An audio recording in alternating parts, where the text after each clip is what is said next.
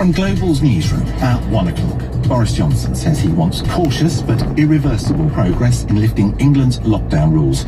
He says he hopes to announce dates when restrictions may be lifted when he sets out his roadmap next Monday. The government's expected to confirm it's met its target of offering coronavirus vaccines to everyone in the top 4 priority groups, with 15 million people having received jabs and the programme moving to its next phase. But Boris Johnson says the current case numbers mean we have to stay prudent. They're still very high, still 23,000 or so COVID patients in the NHS, more than at the April peak last year. Still, sadly, of this disease, rates of infection, although they're coming down, are still comparatively high. The Prime Minister says he has no plans to introduce vaccine passports for activities like going to the pub. The first passengers are beginning 10 days of enforced quarantine in airport hotels as part of new travel restrictions. They apply to people arriving in England from 33 red list countries and to all international passengers in Scotland. Our reporter Alan Zazinski is at Edinburgh. High-vis jackets and PPE face masks, and it may well be many of them who escort the international passengers touching down on Scottish soil here today to one of the 3 hotels allocated for Edinburgh.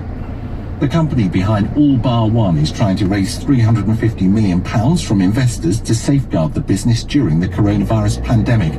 Mitchells and Butlers also owns Toby Carvery and Harvester. The head of Wetherspoons is calling for pubs to reopen at the same time as shops as soon as possible after the lockdown. The father of missing chef Claudia Lawrence has died at the age of 74 without ever knowing what happened to her. Peter Lawrence passed away following a short illness almost 12 years after his daughter disappeared. She was last seen leaving for work at the University of York. Martin Dales is a family friend. He just devoted himself entirely to trying to find what happened to Claudia. I think one of the key things is his resilience in terms of being in the spotlight when actually he was a very private person. He was determined to keep going until he got answers. England's cricketers look to be heading for defeat in the second test against India.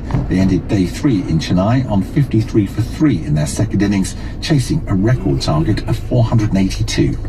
In the city a short time ago, the FTSE 100 was trading up 113 at 67.03. The pound buys $1.39 and €1.15. And the weather, most places seeing sunny spells this afternoon, but there will be some showers in the west later. From Global's newsroom, I'm Tim Humphrey. Avi's online security business has landed a big new client who needs a lot more attention. How can we put a top-class security team in place quickly? It's time to hire. We need Indeed. Indeed you do. Indeed delivers quality candidates so you can focus on hiring the person you need to help your business grow. That's why more than 250,000 businesses in the UK use Indeed. Visit Indeed.com/try today and start finding your next great employee. That's Indeed.com/try today. This is LBC from Global, leading Britain's conversation with Sheila Fogarty.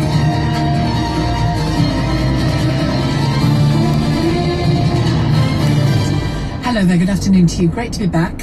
Thanks for joining us here at LBC. I'm with you until 4. I want to focus in on lots of different aspects really of the vaccination success so far that the UK has achieved. In and of itself it is a fantastic achievement, but it throws up some important questions both about our own situation here in the UK and the wider global picture as well. So in different ways throughout the afternoon I'm going to focus on all of those, but starting with our own lives here in the UK and travel as well. We've got those first quarantine hotels up and running, so we'll focus on that a little later this hour as well. But the government's plan to move out of lockdown is in sharp focus today, given the announcement over the weekend that we had a day early reached that 15 million target of the top 4 groups of vulnerable people to COVID having been offered a vaccine. The Prime Minister will set out that roadmap for ending restrictions next Monday, but is already coming under pressure about what he should do and when. We'll hear from Steve Chalk in a moment, Chief of the Oasis Academy Trust, which represents 52 schools across England. He'll talk to us about the education side of things, but more broadly the politics of it and what we will leave first and how and when. We're likely to find out. Theo's here, Theo Washwood, LBC's political editor. There's the usual suspects in the Conservative Party bearing down on the Prime Minister about this, aren't there, Theo? Yes, good afternoon, Sheila. Boris Johnson has hit that target of reaching 15 million vaccinations by February the 15th. He reached it yesterday, in fact, a day early. And of course, that was the bar he had initially set, Sheila, when he said that we were going to try and find our way out of the lockdown once we'd vaccinated the most vulnerable people, everybody aged over the age of 70. Now, this week, ministers are going to be meeting with officials and all of the experts and scientists that advise the government to come up with a strategy to ease the lockdown restrictions. They're going to be looking at hospitalisation rates, death rates, and what would happen if they were to take certain measures at certain times. But already the Prime Minister is under pressure from his COVID recovery group. It's a group of around 60 MPs within the Conservative Party who'd like the Prime Minister to ensure that by May the government had lifted every single restriction. And Steve Baker is its deputy chairman, and on LBC this morning he set out his key demands. When we get to Easter, we'll have vaccinated about 2/3 of groups 1 to 9. That includes people under the age of 50 who are vulnerable. And of course, at that point, for hospitality, Easter's a very big deal. They're either open or they're not. So we're saying that at Easter, venues, pubs, restaurants, hospitality should be open in a COVID secure way. What do you mean by that, Steve? What's COVID secure? It's the investments that people are familiar with. They'll be familiar with what happened in restaurants. People dated groups 1 to 9 by then. So really, we think the starting point must be that all legislative restrictions should come off then. And really, if ministers want to keep restrictions in place, the onus is on them to justify restrictions at that point. Stop happening is any backsliding. There's almost always been some consternation going back to last week when we heard the Prime Minister would set out his plan on February the 22nd. Then there seemed to be some confusion about whether it would be the week from next Monday. Boris Johnson now has confirmed that roadmap will be set out on the Monday. It's slippage from that. But what the COVID recovery group want is hard dates. Boris Johnson has been out this morning and he said he will provide the dates that are being demanded of him for lifting the different restrictions, but he insisted that if the data changes, and depending on exactly what the advice is that he receives, he will move those dates if we possibly can. We'll be setting out dates. And just to help people think about what we're trying to do on the 22nd, remember what we did in right about this time a little bit later. We set out a road beyond. That's what we're going to be trying to do. And the dates that we'll be setting out will be the dates by which we hope we can do something at the earliest, if you saw what I mean. So that's it's the target date by which we hope to do something at the earliest.